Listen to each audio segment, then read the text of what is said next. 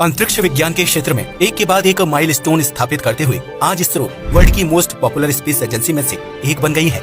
इसरो ने शायद इम्पॉसिबल नाम ही नहीं सुना और यही कारण है कि इसरो का सक्सेस रेट पूरी दुनिया में सबसे अच्छा माना जा सकता है। इसरो ने कुछ ऐसे मिशन भी सक्सेसफुली कंप्लीट किए जिनके बारे में सोचकर दुनिया के मुंह से यही निकलता है, इट्स नॉट पॉसिबल। चांद का वो इलाका जिसके नाम से ही डरते हैं रूस और अमेरिका, ये जगह आखिर इतनी भयानक क्यों है? क्या इस अंधेरी दुनिया में एलियन है? चांद की उसी अंधेरी दुनिया को जीतने के बेहद करीब पहुंचा हमारा चंद्रयान। दोस्तों, जिस दिन से हमारा चंद्रयान 3 मिशन लॉन्च हुआ है, तभी से एक बात हम सभी बार बार सुनते आ रहे हैं कि चंद्रयान 3 के उस इलाके में लैंड करने जा रहा है जहां आज तक दुनिया की कोई भी स्पेस एजेंसी नहीं पहुंच पाई। चांद की एक रहस्यमय दुनिया जिसके बारे में किसी को कुछ मालूम नहीं है। जी हाँ, हम बात कर रहे हैं चांद के दक्षिणी ध्रुव इलाके की, एक ऐसा इलाका जहाँ हमेशा अंधेरा रहता है और खून जमा देने वाला सर्द तापमान भी। चांद हमारे लिए हमेशा ही एक चर्चा का विषय रहा है। चांद उन कुछ चीजों में से एक है जहां से हम इंसानों का अंतरिक्ष का सफर चालू हुआ था। यह पहला ऐसा पिंड था जिसके ऊपर इंसानों ने अपना कदम रखा था। आज भी चांद सुर्खियों में रहता है और इस पर इंसानों को भेजने के लिए तैयारियां की जा रही हैं। अब तो भारत भी इंसानों को चांद पर भेजने वाला है। हमें चांद की हमेशा एक ही साइड दिखाई देती है जिसे near side of the moon कहा जाता है, क्योंकि यह पृथ्वी के नजदीक है। चांद के पीछे के हिस्से को डार्क साइड मून कहा जाता है और उसके बारे में ज्यादा जानकारी हमारे पास नहीं है, क्योंकि वहाँ पर बहुत ही कम यान भेजे गए हैं। कॉन्स्पिरेसी थ्योरी के मुताबिक चांद के पिछले हिस्से यानी चांद के डार्क साइड पर एलियंस का कब्जा है और वहाँ पर कुछ ऐसी रहस्यमय चीजें हैं जिसके बारे में इंसान अभी तक नहीं जानते। आज हम आपको चांद की डार्क साइड का सफर कराने वाले हैं और आपको उससे जुड़ी हर मुमकिन जानकारी देने वाले हैं, इसलिए इस वीडियो को शुरू से अंत तक पूरा जरूर देखिएगा। चांद हमारी पृथ्वी की नेचुरल सैटेलाइट है और यह हमसे करीब 3,84,400 किलोमीटर दूर है। अगर हम प्रकाश की गति से चांद पर जाते हैं तो हमें कुछ एक सेकंड वहां जाने में लगेगा। यह हमारी पृथ्वी का चक्कर हर 29 दिनों में लगा लेता है। चांद करीब 4.5 अरब साल पहले एक बहुत बड़े टकराव की वजह से बना था। 4.5 अरब साल पहले पृथ्वी के साथ ही एक और ग्रह मौजूद हुआ करता था और जिसका नाम था थिया। इस ग्रह का आकार मंगल ग्रह के बराबर ही था और ऑर्बिट में कुछ चेंज आने की वजह से ये हमारी पृथ्वी की तरफ बढ़ गया और पृथ्वी से आकर टकरा गया, जिससे बहुत सारा मलबा अंतरिक्ष में फैल गया। धीरे धीरे गुरुत्वाकर्षण की वजह से यह मलबा आपस में इकट्ठा होता गया और इसने ही चांद की फॉर्मेशन की, यानी चांद हमारी ही पृथ्वी का थोड़ा सा अंश है। यह सिर्फ एक थ्योरी है जिसे सबसे ज्यादा माना जाता है। चांद के फॉर्मेशन से जुड़ी और भी कई सारी थ्योरी हैं, जिसमें से एक थ्योरी यह कहती है कि चांद पृथ्वी के पास कभी बना ही नहीं था। यह तो एक अंतरिक्ष में घूमने वाला साधारण सा पिंड था जिसे पृथ्वी के गुरुत्वाकर्षण ने अपनी तरफ खींच लिया और इसे अपने ही साथ बांध लिया और यह आज भी पृथ्वी के गुरुत्वाकर्षण की वजह से बंधा हुआ है। चांद पर वायुमंडल तो मौजूद है, लेकिन वह वायुमंडल इतना पतला है कि उसके होने या न होने से ज्यादा फर्क नहीं पड़ता। 1969 में जाने वाले एस्ट्रोनॉट्स के पैरों के निशान आज भी चांद की सतह पर बने हुए हैं, क्योंकि वहाँ पर पृथ्वी के जैसे हवा और पानी का बहाव नहीं है, जिससे जमीन पर बनने वाली कोई भी चीज आसानी से नहीं मिटती। चांद का तापमान भी बहुत ही ज्यादा भीषण है। जिस तरफ सूर्य की रोशनी चांद पर पड़ रही होती है, वहाँ का तापमान 134 डिग्री सेल्सियस के आसपास रहता है और जिस तरफ चांद पर रात होती है, वहाँ का तापमान -153 डिग्री सेल्सियस रहता है। दोनों ही तापमान हम इंसानों के लिए बहुत ज्यादा भयानक हैं। चांद पर रेडिएशन का भी बहुत ज्यादा खतरा रहता है, क्योंकि सूर्य से आने वाली रेडिएशन डायरेक्ट चांद की सतह तक जाती है। जिस झंडे को अमेरिका के एस्ट्रोनॉट्स ने चांद पर जाकर 1969 में गाड़ा था, वह आज पूरी तरह से सफेद हो चुका है और ऐसा किसी और चीज की वजह से नहीं, बल्कि रेडिएशन की वजह से हुआ है। आइए बात करते हैं कि क्यों हमेशा हमें चांद की एक ही साइड दिखाई देती है। दरअसल इसे ग्रेविटेशनल लॉकिंग, टाइडल लॉकिंग और सिंक्रोनस रोटेशन के नाम से जाना जाता है। ऐसा तब होता है जब किसी प्लेनेट का चांद उतना ही समय उसका चक्कर लगाने में लगाता है जितना समय उसे अपने ध्रुव पर रोटेट करने में लगता है। ऐसा जरूरी नहीं है कि यह जोड़ी प्लेनेट और चांद की ही हो, बल्कि असलियत में तो सबसे ज्यादा किसी ग्रह और सितारों के बीच में टाइडल लॉकिंग ज्यादा देखी जाती है। यह सिर्फ पृथ्वी के ही चांद में नहीं है, बल्कि बृहस्पति, शनि और प्लूटो के भी कुछ चांदों में यह खासियत देखी जाती है। इसी कारण हमें चांद का कुछ हिस्सा नहीं दिख पाता और वह कभी हमें दिखेगा भी नहीं, क्योंकि वह साइड कभी भी हमारी पृथ्वी की तरफ नहीं आ सकती। चांद को अपना एक रोटेशन कंप्लीट करने में 27 डेज का समय लगता है वहीं उसे पृथ्वी का एक रिवॉल्यूशन कंप्लीट करने में 29 डेज का समय लगता है। यह समय बिल्कुल एक ही जैसा है, इसलिए हमें चांद का आधे से ज्यादा भाग पृथ्वी से दिखाई देता है, लेकिन चांद का कुछ प्रतिशत हिस्सा हमें पृथ्वी से नहीं दिखाई देता, और ऐसा उन 2 दिनों के अंतर की वजह से होता है। आप जब भी चांद को देखते हैं तब आपको इस पर दाग जरूर दिखाई देते होंगे, लेकिन क्या आपने कभी यह सवाल किसी से पूछा है कि आखिर ये दाग आए कैसे थे? खैर, चांद की सतह पर दिखने वाले गड्ढे तो विशाल पत्थरों के टकराने की वजह से बने थे, और यह वह दौर था जब हमारी पृथ्वी भी बिल्कुल नई थी और उस पर भी बहुत सारे पत्थरों की बारिश हुई थी। पृथ्वी के पास अच्छा वायुमंडल था, इसलिए पृथ्वी के सारे दाग तो मिट गए, लेकिन चांद पर अच्छा वायुमंडल ना होने की वजह से आज भी यह दाग धब्बे उसकी सतह पर मौजूद हैं। चांद पर मौजूद सबसे बड़ा गड्ढा एटिकन बेसिन है, जो उसके साउथ पोल यानी दक्षिणी ध्रुव में मौजूद है। इसका डायमीटर ही 2500 किलोमीटर के बराबर है, जो सच में काफी ज्यादा विशाल है। चांद पर मौजूद गड्ढों के साथ साथ कुछ ऐसा चिकना सरफेस भी हमें दिखाई देता है, लेकिन यह असल में गड्ढे नहीं है। यह वह मैग्मा है जो इन पत्थरों के द्वारा चांद की सतह के नीचे से निकला था और ऊपर आकर ठंडा हो गया था। इस मैग्मा में बहुत सारा आयरन मौजूद था, जो सतह पर आकर ठंडा हो गया और उसने इस चिकनी लेयर को बना दिया, जो आज भी हम इंसानों को देखने को मिलती है। इसे लूनर मारिया कहा जाता है। पहले के लोग यह मानते थे कि चांद पर भी समुद्र मौजूद थे, जो अब सूख चुके हैं, और उसी वजह से यह इतना बड़ा एरिया हमें इतना काला रंग का दिखाई देता है। जब वैज्ञानिकों ने इस पर रिसर्च करनी चालू की, तब यह बात पूरी तरह से गलत साबित हुई। कई वैज्ञानिक ये भी मानते हैं कि अगर आज भी इस सतह के नीचे खोदा जाए तो हमें बहुत ज्यादा लोहे की मात्रा मिल सकती है। 4 अक्टूबर 1959 को एक ऐसे यान को चांद पर भेजा जाना था, जो सबसे पहले हमें चांद के दूसरे साइड की फोटो देने वाला था। दरअसल उस समय अमेरिका और रूस में कोल्ड वॉर चला करती थी, और यह कोल्ड वॉर अंतरिक्ष तक भी आ गई थी। यह दोनों अपने आप को ऊंचा साबित करने के लिए नए नए यान अंतरिक्ष में और चांद पर भेज रहे थे। सबसे पहली कोशिश अमेरिका ने की थी, लेकिन मिशन फेल होने की वजह से रूस अमेरिका से आगे निकल गया।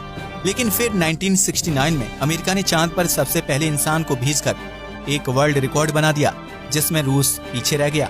4 अक्टूबर 1959 को रशियन स्पेस एजेंसी रोसकॉस्मोस द्वारा एक यान को लॉन्च किया गया था, जिसका नाम था लूना 3, और इसका मेन लक्ष्य था चांद की दूसरी सतह तक जाना और उसकी तस्वीर निकालना।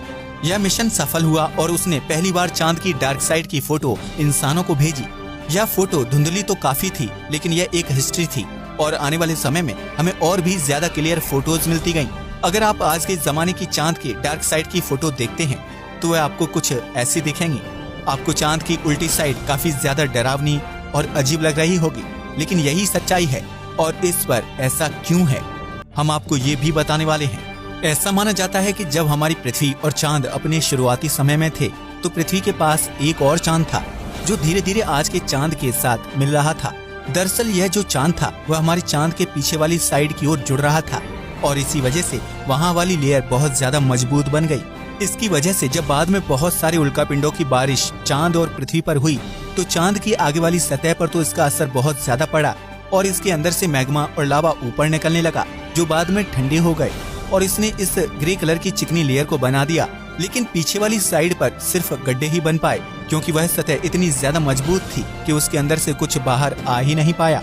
यह भी सिर्फ एक थ्योरी है, लेकिन इस थ्योरी के सच होने के चांस बहुत ज्यादा हैं। चांद पर वैज्ञानिक रिसर्च इसलिए करते रहते हैं क्योंकि यह हमें तब के समय की पढ़ाई करने में बहुत मदद करता है, जब हमारा सौरमंडल और पृथ्वी बन रहे थे। इससे हमें पता चलता है कि पृथ्वी को क्या क्या झेलना पड़ा होगा और कैसे पृथ्वी पर जीवन आया होगा। चांद के बारे में और ज्यादा जानकारी इकट्ठा करना इसलिए भी जरूरी है क्योंकि हो सकता है कि हम मंगल ग्रह के साथ साथ आने वाले समय में चांद पर भी अपनी बस्तियां बसाएं। दुनिया के सबसे अमीर आदमी जेफ बेजोस का कहना है कि वह अपने मरने से पहले इंसानों को चांद पर एक थीम पार्क बनाकर देंगे, जिसमें लोग पैसे देकर वहां छुट्टियां मनाने जा सकेंगे। उनकी स्पेस कंपनी का नाम है ब्लू ओरिजिन। ऐसी ही एक और कंपनी है जो इंसानों को चांद पर टूर कराने के लिए इंफ्रास्ट्रक्चर को डेवलप कर रही है। उस कंपनी का नाम है वर्जिन गैलेक्टिक, और यह रिचर्ड ब्रैंसन नाम के एक अरबपति द्वारा चालू की गई है। नासा द्वारा भेजे गए एस्ट्रोनॉट्स भी चांद की पिछली साइड को देख चुके हैं। 1968 में नासा द्वारा अपोलो 8 मिशन को लॉन्च किया गया था, जो दूसरा ऐसा मिशन था जिसमें इंसानों को चांद पर भेजा जा रहा था। इसमें 3 एस्ट्रोनॉट्स शामिल थे, जिनके नाम थे फ्रैंक बोरमैन, जेम्स लॉवल और विलियम एंडर्स। यही वह इंसान थे जिन्होंने साक्षात चांद की पिछली साइड को सबसे पहले देखा था। आपको बता दें कि यह मिशन नासा ने सिर्फ चांद का चक्कर लगाने के लिए ही रखा था और इसमें मून लैंडिंग नहीं की गई थी। चांद पर ऐसी ही आगे भी रिसर्च होती रहेंगी, क्योंकि इसके बिना हमारी पृथ्वी ही ना होती। चांद की वजह से हाई टाइड और लो टाइड्स आते हैं। इसकी वजह से ही हम इंसान इस पृथ्वी पर रह पा रहे हैं। एक दिन ऐसा भी जरूर आएगा जब इंसानी सभ्यता चांद पर छुट्टियां बिता रही होगी और शायद अपने घरों को भी वहां पर बसा रही होगी। चांद की पिछली साइड के बारे में जानकर आपको कैसा लगा? आपने कभी सोचा है कि 1972 के अपोलो मिशन के बाद नासा वापस चांद पर क्यों नहीं गया? क्यों रूस की स्पेस एजेंसी रोसकॉसमोस ने 1976 के बाद अपना अगला मून लूनर मिशन भेजने में 47 साल का समय लगाया? क्या चांद से जुड़ा कोई ऐसा रहस्य है जो आम इंसानों से छुपाया गया है? आज की इस वीडियो में हम चांद की अंधेरी दुनिया के इन्हीं रहस्यों को समझेंगे और साथ ही आपको बताएंगे कि चंद्रयान 3 को इस इलाके में लैंड कराने के लिए इसरो ने क्या खास प्लान बनाया है। इसलिए वीडियो को अंत तक जरूर देखिएगा। दोस्तों, जैसा कि आप सभी जानते हैं, चंद्रयान 3 ने 14 जुलाई 2023 के दिन श्रीहरिकोटा के सतीश धवन स्पेस सेंटर से अपनी एक लंबी उड़ान भरी थी और इस समय से सभी मुश्किलों को पार करते हुए चांद के आखिरी ऑर्बिट में ये पहुंच चुका है। अब आगे इसके लैंडर की डी ऑर्बिटिंग शुरू की जाएगी और धीरे धीरे इस करके 23 अगस्त की शाम ये चांद के दक्षिणी ध्रुव पर लैंड कर जाएगा। लेकिन यही आखिरी पड़ाव इस पूरे मिशन का सबसे मुश्किल पार्ट है। यहाँ तक हमारा चंद्रयान 2 भी इसी स्टेप पर आकर फेल हो गया था। लेकिन सवाल ये उठता है कि चांद की दुनिया इतनी खतरनाक क्यों है?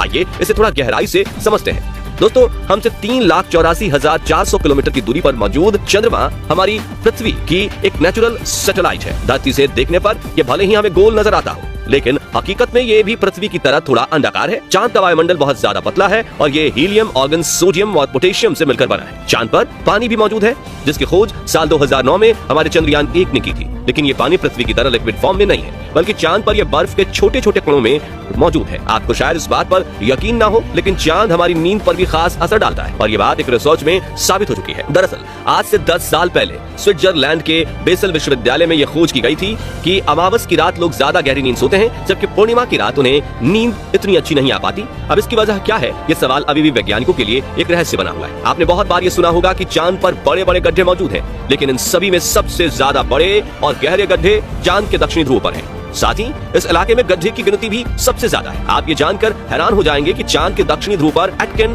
बेसिन नाम का एक क्रेटर यानी गड्ढा है, जो चंद्रमा का सबसे बड़ा गड्ढा है।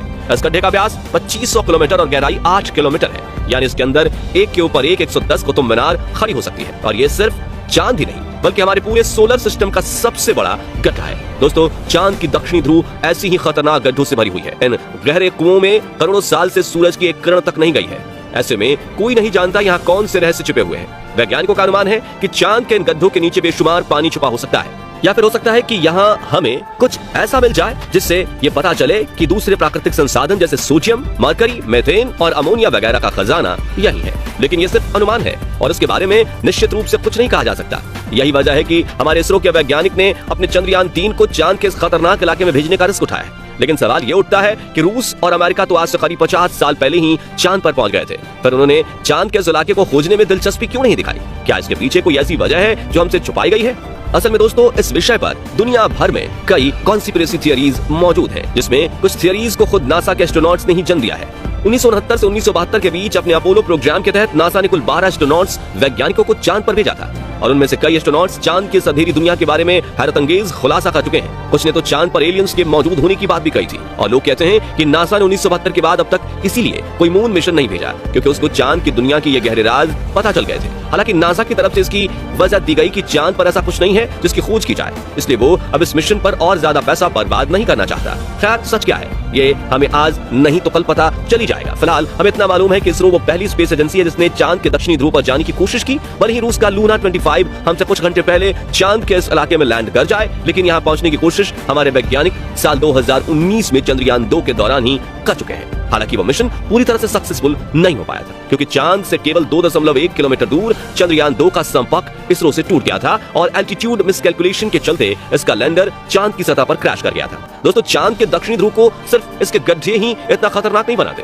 बल्कि यह बेहद ठंडा तापमान भी इस जगह के भयानक होने की एक बड़ी वजह है। असल में चांद के इस इलाके में कभी भी धूप नहीं पड़ती, जिसके चलते यहाँ कुछ हिस्सों का तापमान -150 डिग्री सेल्सियस तक पहुंच जाता है। इतनी ज्यादा ठंड, हम इंसानों के सरवाइव करना तो दूर की बात, यहाँ भेजे जाने वाले लैंडर और रोवर्स का काम करना भी हद से ज्यादा मुश्किल बना देते हैं। यही वजह है कि इसरो से पहले कोई भी स्पेस एजेंसी चांद के इस इलाके में अपना मिशन भेजने की हिम्मत भी नहीं कर पाई। अब अगर चंद्रयान 3 की बात करें तो इसरो वैज्ञानिकों ने इसको चंद्रयान 2 की हर एक कमी और गलती से सीखकर पहले से कहीं ज्यादा मजबूत और एडवांस बनाया है, ताकि ये मुश्किल से मुश्किल परिस्थिति में सफलतापूर्वक लैंड कर पाए। उदाहरण के लिए पिछली बार चंद्रयान 2 के लैंडर में 5 थ्रस्टर्स लगाए गए थे, लेकिन इस बार लैंडर के बैलेंस को ध्यान में रखते हुए इसके अंदर 4 और भी ज्यादा पावरफुल थ्रस्टर्स इंस्टॉल किए गए। साथ ही इस बार विक्रम लैंडर की लेग्स को भी पहले से ज्यादा बड़ी और मजबूत बनाया गया है और इसकी फ्यूल कैपेसिटी भी चंद्रयान 2 से ज्यादा है, ताकि जरूरत पड़ने पर इसका इस्तेमाल किया जा सके। और सबसे जरूरी चीज कि इस बार चंद्रयान 3 कैलेंडर में लगा onboard computer system landing site को एनालाइज करने के लिए तस्वीरों की जगह लाइव वीडियो का इस्तेमाल करेगा और इसको ये वीडियो पहुंचाने का काम करेंगे लैंडर हॉरिजॉन्टल वेलोसिटी कैमरा यानी LHVC। इसके अलावा चंद्रयान 3 में वैज्ञानिकों ने सभी तरह के सेंसर्स की संख्या भी पहले से ज्यादा रखी है, ताकि कोई सेंसर अगर किसी वजह से फेल भी हो जाए तो उसकी जगह दूसरे का इस्तेमाल किया जा सके। साथियों, वो कहावत है ना कि दूध का जला छाछ भी फूंक फूंक कर पीता है, बस इसरो का हाल वैसा ही है। इस बार वैज्ञानिकों ने अपनी तरफ से किसी भी तरह की कोई कमी नहीं होने की गुंजाइश छोड़ी है और हर एक इक्विपमेंट को सर्दी, गर्मी और हर तरह के हालातों में टेस्ट करने के बाद ही चंद्रयान 3 में लगाया गया है। यहाँ तक कि वैज्ञानिकों ने ऊबड़-खाबड़ जगहों पर इसकी लैंडिंग का भी कई बार टेस्ट किया है। इन सब चीजों को देखते हुए ये कहना पूरी तरह से सेफ होगा कि 23 अगस्त के दिन शाम को करीब 5:47 पर हमारा चंद्रयान 3 सफलतापूर्वक लैंड कर जाएगा, जैसा कि इसरो का प्लान है। वैसे दोस्तों, आपको क्या लगता है, इस बार इसरो अपने मिशन में कामयाब होगा या नहीं? अपना जवाब हमें कमेंट के माध्यम से जरूर शेयर कीजिएगा। बाकी हमारी आज की इस वीडियो में बस इतना ही। वीडियो अच्छी लगी हो तो इसे लाइक शेयर जरूर करना और अगर आप चैनल पर नए हैं तो चैनल को सब्सक्राइब भी जरूर करें और यदि आप फेसबुक पेज पर हो तो उसे फॉलो करना ना भूलें, ताकि ऐसी एक और इंटरेस्टिंग वीडियोस में हम फिर मिलें। तब तक के लिए गुड बाय।